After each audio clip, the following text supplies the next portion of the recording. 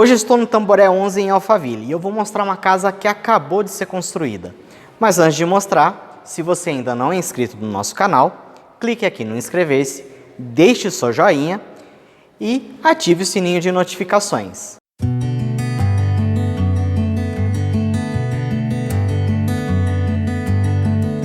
Uma das coisas muito legais no projeto dessa casa é que você pode fazer modificações e criar ambientes individualizados ou integrados. Um exemplo é aqui na cozinha.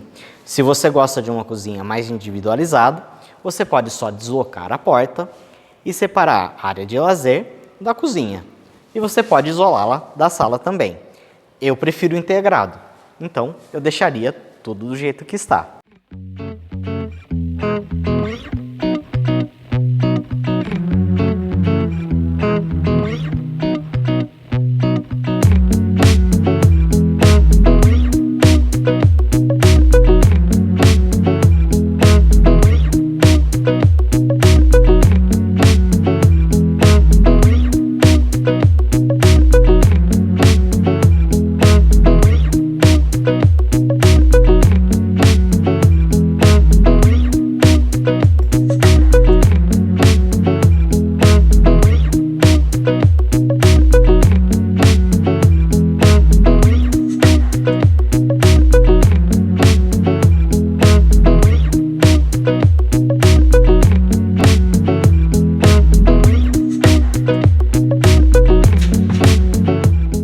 A sala comporta até 3 ambientes integrados. Além do brilho sensacional que tem aqui no piso, nós temos que nos ater aos detalhes. Por exemplo, aqui na lareira foi usada pedra natural, travertino romano.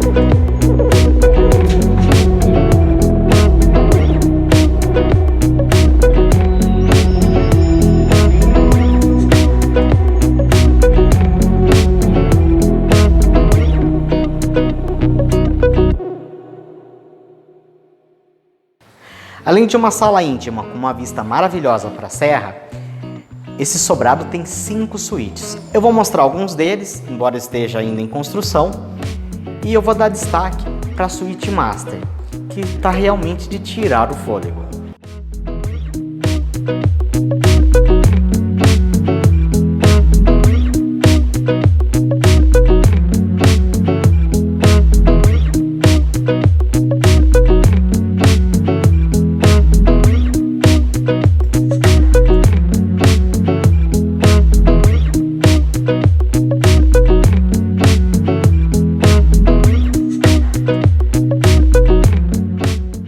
Bom, a suíte master ela é muito ampla. Eu vou aqui dando alguns passos para trás para vocês terem noção do tamanho desse quarto.